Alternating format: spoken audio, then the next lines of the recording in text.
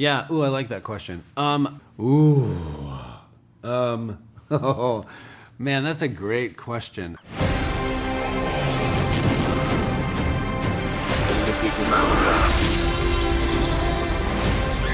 Where we're going, we don't need roads.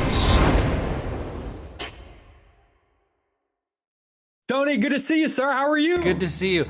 I want you to have a show called Jake from Chicago. Chicago That's it. Jake. It would just be my mom watching. And me, That's Jake. it. And me. I appreciate it. See, this is why I love you. You ever get tired of making good movies, or you're just gonna keep doing it? What if I was like, I don't want to make another good movie. No, I'm so thankful to be getting gigs, man. So always thankful. Yeah, I have to tell you, I had such an interesting experience watching this that I did what I think a lot of people are going to do. The moment that the movie cut to black and after the title cards ran, I immediately grabbed my phone and went on YouTube and started looking at footage of that original dating game moment. I'm sort of curious, what was the first moment you pulled it up? Was it after you got the script? And what was the first thing? I'm sure you watched it multiple times, but what was the first thing that you pulled from that clip that maybe you were able to use on set? Yeah. Ooh, I like that question. I obviously also went to YouTube University to do my research, and the first thing I noticed from who my character's kind of based on, or of the dating game host, is a lot of the hosts of the time, and specifically him, there was a rhythm that he spoke in. There was a way that he was like, welcome to the dating game, da da da da. But there was kind of a character that he took on, and the whole story that I believe Anna was trying to tell was just obviously the victim story of Rodney's, which is horrific, but also the way the culture was treating women. And I represented the culture. And so you saw how he treated women off stage, but then that kind of bled into his on-screen presence. Like the way he would give these little remarks.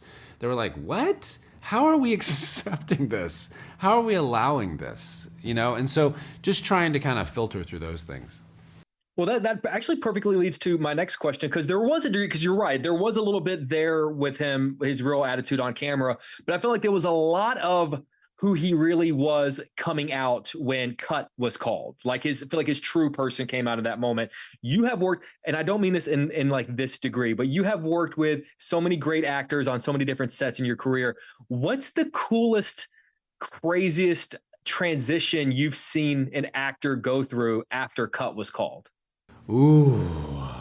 Oh, man, that's a great question. I mean, I can't help but immediately think of Julia on Veep, because she was such a monster in that character. And then off screen, she was so sweet. So I just remember her railing Gary, my character, just being so offensive, calling me a bitchy mime, all this stuff, just da da da da da, and then cut, and it's like, what's for lunch? Do you want to go grab some food? Should we get a drink later? And I'm like, huh? You want to get a drink with me? So just always watching that. Hey, you know what? If you didn't have her bag, she never would have become president. Thank you, Jake. Thank you, Jake. And I knew every designer she wore and every shade of lipstick she had. See, come on. I actually really want to just very quickly talk about Veep, and obviously it's having such a wild, unpredictable resurgence right now, which makes me very happy because I want other people to see it.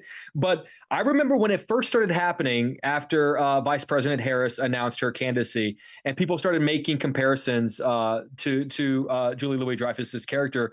My first reaction was, "Oh, you guys haven't seen the show." No, you guys haven't seen the show. Was that a weird sort of moment where you got the comparison, but you also wanted to make sure okay, let's make sure you watch the show before you start drawing that comparison? It's really true, because I love the entertainment aspect of the show. I love the behind the scenes. I love the writing. It's so fun. But then when it got the resurgence, I was like, oh guys, let's be very clear. Kamala is not Selena Meyer, And so that was, and obviously Julia had come out and made that distinction very, very clear. And every time we do something, we make that very clear. But I love the appreciation of the show, to your point, I'm like, watch the show, because it's a very funny show. And it always shocks me when somebody from DC comes out to me and goes, oh, I'm the Jonah in my office. And I'm like, why are you saying that out loud. That's not good. That's not a good thing, man. Let's not speak up about that. But wait, did that person end up holding an actual political office? Because that's also not a good thing. No. But then people would do that sometimes. They'd be like, oh, yeah, I'm the Dan or I'm the Gary. And I'm like, oh, if you're the Gary, man, get therapy, dude. Like, really find a good therapist. Just get a hug. Tony, we've done this many times, man, and you were always incredibly kind to me. And it's always really cool for me because I'm such a massive fan of yours. So I just want to say thank you for always being so sweet and for doing great work. Thanks, man. Thank you for always showing up. I really appreciate it. All right, man. I'll talk to you soon, okay? All right, see you later. Bye, buddy.